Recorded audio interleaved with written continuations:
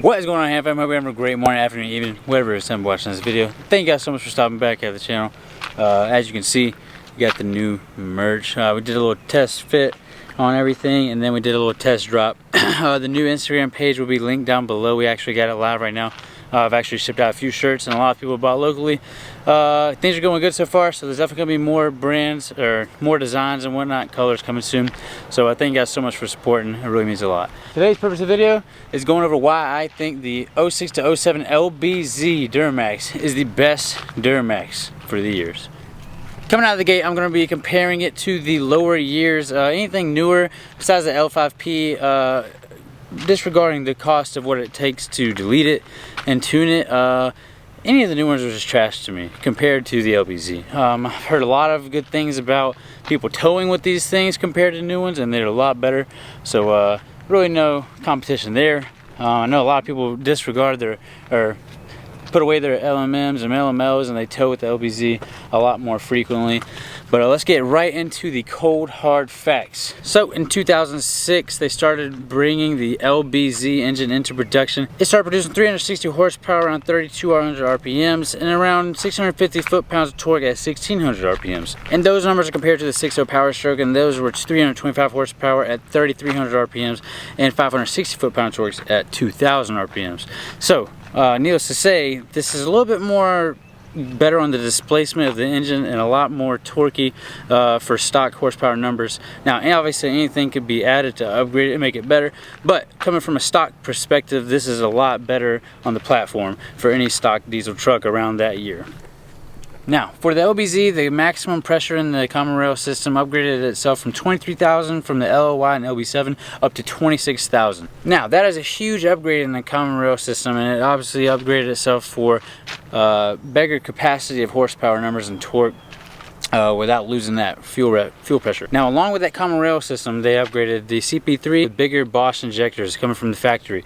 Now, the size of the injectors remained the same on the outside, but on the inside they were bored out a little bit more than the LOY and LB7 injectors. Now, also a big thing with injectors, the LB7 was prone to killing injectors in its prime. Anything from stock to upgraded, it would just always be prone to killing injectors. Obviously, if you own a Duramax, you would know that if you know your history. LB7, should I say, Duramaxes are really prone to just knocking out injectors left and right.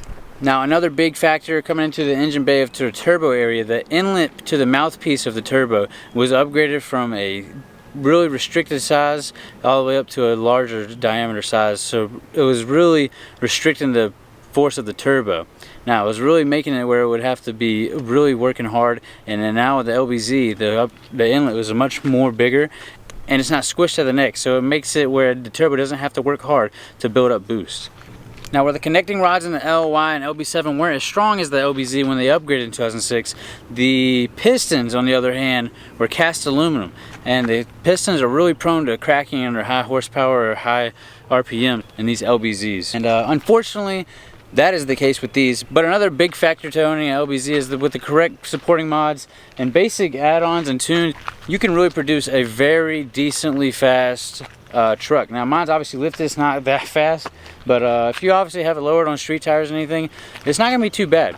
I've seen a lot of Duramaxes go down the track really nicely with just regular supporting mods, lift pump, sump, a piping kit, and some trans tuning, and you'll be good to go. On top of that, adding it with the reliability of a Duramax engine matched up with the six-speed Allison transmission. Now, a very huge thing that had to be supported with the connecting rods that were upgraded in this engine, the block was obviously beefed up just a little bit more than the LY and LB7 blocks. It obviously supports higher horsepower, dynamic range for the RPMs to fluctuate through, and just a lot better performing block. Very rarely will you find a block from an LBZ crack unless you're just legit dogging the living piss out of it or really producing some really big numbers. And these trucks are pre-emissions, no DEF fluid involved. The EGR Cooler is right there, but it's very simple to remove and install an LB7 up pipe to remove it, or a piping kit from Worley Fab or SDP or something along those brands. And yeah, very simple to delete these things fully, non-costly. It costs probably around 500 about $1,500 to do all that if you get some decent brands and do it yourself without paying labor. So it's honestly not bad compared to a lot of LMMs. In 2006, it was the first year to bring out the 6-speed Allison transmission. And oh, what a year that was. This is obviously the best transmission for diesels in my opinion. And if you're a diesel enthusiast, you would obviously know that as well. The dream truck would obviously be probably a Cummins engine with an Allison transmission. Duramaxes aren't the easiest to work on. They're obviously a lot more restricted than a Cummins engine.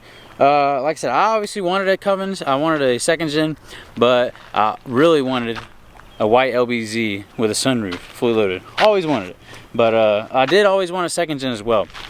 And while I wasn't able to get that, I got this truck. So I had to take out the factor of working on it is not easy as a second gen or any Cummins in that matter.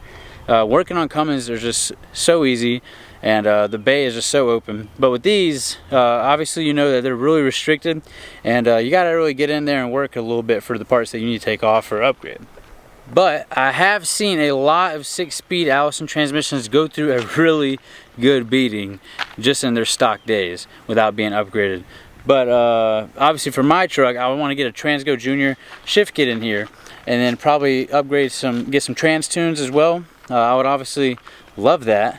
Might do that actually when I get a piping kit on here later in the near future. But enough about the engine. Let's hop right into some more details that are just my personal preference on why I think the 06 to 07 LBZ is the best diesel. I think this Duramax looks the best out of any year Duramaxes that are made, any diesels that are made ever. This is my favorite front end in the entire world of any truck. I'll never get sick and tired of looking at it. It is the easiest to modify. Like I said, if you watch my headlight installation video, there's literally just one pin that comes out for these headlights. You pop out, that is it. To take the grille off, all you gotta do is take this plastic shroud off the top under the hood, lift that up, pull out. Very simple, very easy to do so.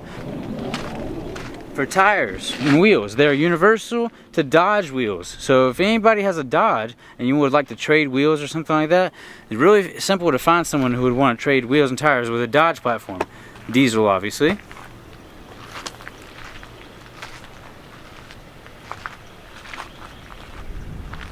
As far as the rear end goes, in my opinion, I also think this is one of the best rear ends.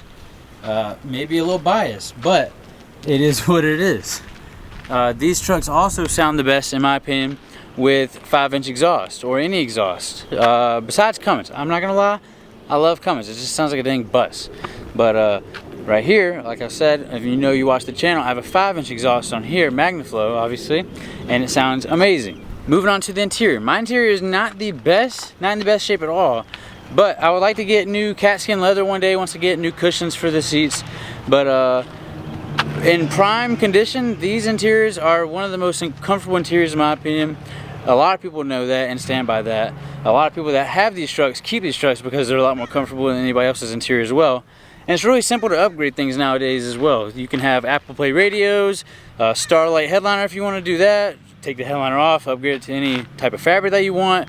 You upgrade the LED clusters in here, the steering wheel lights, everything. You can upgrade literally anything that you want, basically. And these trucks are really, really cheap. Like I said, the headlights are $80, the tail lights are about $100. If you're looking for a new truck, I know my 2014 GMC Sierra I had, headlights on that were like $300 some for some basic ass headlights. So, really simple to upgrade these trucks as well. Now, ending my spiel on this video, we're gonna talk about price point. Now, for these 06 to 07 LBZ Duramaxes, you're going to be looking at a minefield of prices.